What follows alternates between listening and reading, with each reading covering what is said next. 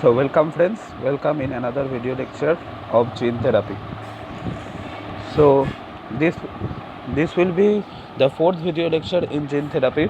In the very first video of gene therapy, we have discussed that gene therapy is a novel treatment method where we are utilizing genes or short oligonucleotide sequence as a therapeutic agent instead of conventional drug, and it will use to cure faulty gene,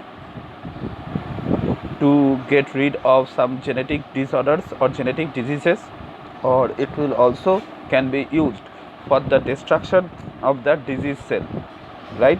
So in the second video we have discussed that gene therapy can be divided into two parts depending on the type of the cell targeted. So first one is the somatic gene therapy. So somatic gene therapy is not hereditable because there is a no correction with somatic cell and the heredity. And another one is germline gene therapy. So germline gene therapy, here we are targeting mainly germ cells, or for example sperm cells and egg cells, and therapy of those kind of cells ensures the heredity of the therapy. That means the expression of those foreign gene will be also in their upcoming generations, right? That means the patient's offspring will also have the expression of the foreign gene. Now in the third lecture video we have discussed about two kind of gene therapy mechanism, right? That means what are the two different mechanisms by which gene therapy works. So first one was the gene augmentation theory, where we are simply adding a functional allele to treat those kind of inherited disorder where the genetic deficiency of a gene product is a problem. Okay, so remember again, here we can only treat autosomal recessive disorder. Dominantly inherited disorder cannot be treated with the help of gene augmentation therapy. Then we have discussed about how with the help of gene therapy we are causing the destruction of the cell. The destruction of the cell means destruction of the disease cell or cancerous cell, right? So there we are utilizing a gene which is mainly a toxic gene or commonly known as suicide gene. It will produces a protein which would be very toxic to the target cell, and as a result if we insert those kind of gene inside that target cell with the help of a vector, so it will facilitate the destruction of that cell, right? And we can also use gene which is responsible for the coding of prodrug. So prodrugs are what? Prodrugs are reagent which become sensitive to subsequent treatment with drug. Okay, that means it will cause destruction of the cell along with the drug.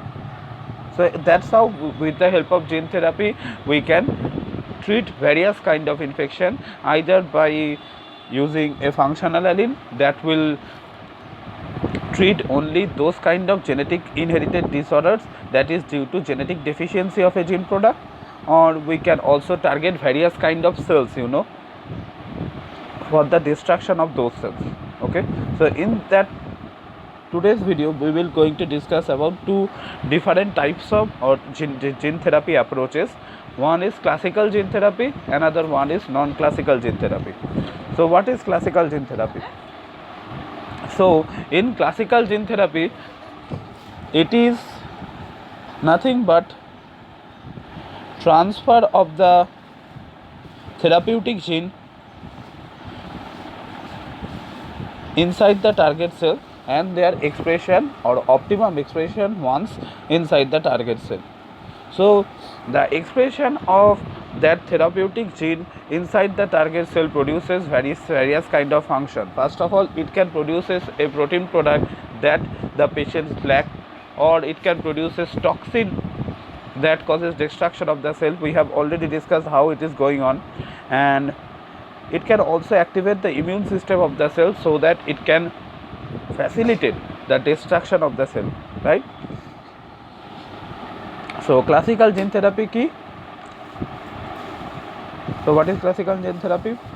So classical gene therapy means it involves therapeutic gene delivery to the target cell, and there will be a optimum expression of that gene once inside the target cell. Okay, so now the foreign gene carry out following function. So here the remember it is nothing but the delivery of the therapeutic gene inside the target cell and their optimum expression inside that target cell, which will produce various kind of function, mainly three function.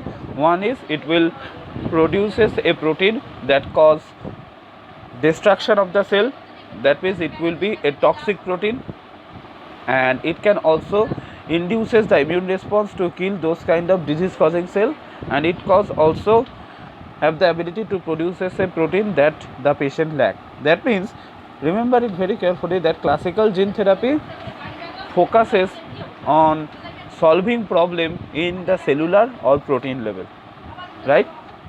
So now let me discuss another kind of gene therapy, that is non-classical gene therapy.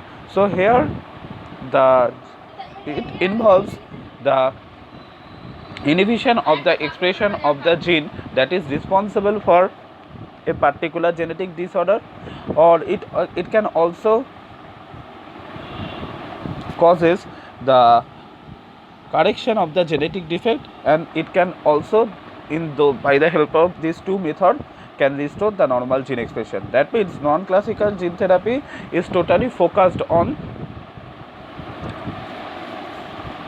curing the genetic disorder at the genetic level, right? Because either it will inhibit the expression of the gene responsible for the genetic disorder, or it can restore the normal gene expression by correcting genetic defect.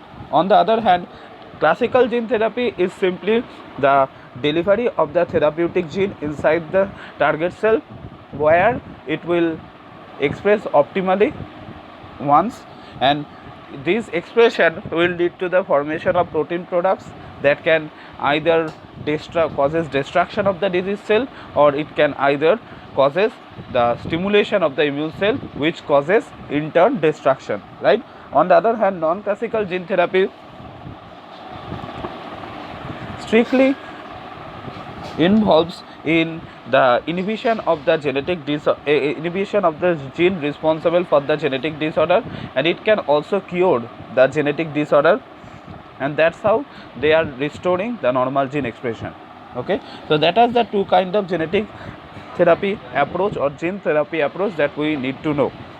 So in very first video we have completed the basic concept of gene therapy. There we have seen that gene therapy is nothing but a new kind of medical treatment approach, where we are using short nucleotide or gene as a therapeutic compound instead of other therapeutic drug or conventional therapeutic drug. So gene therapy, remember it very carefully, involved in curing of faulty gene, right? And in turn it causes the curing of genetic disorders or genetic diseases, right? And it can also causes destruction of the disease cell, for example cancerous cell. Okay, so in the second video we have discussed about the SGT and GLGT, so somatic gene therapy and germline gene therapy, and in the third video we have discussed about GAT, that is our gene augmentation therapy, and the targeted killing of the specific cell with the help of either toxin gene or with the help of either prodrug. And in that video we have discussed, or we have completed our lecture on classical gene therapy and non-classical gene therapy.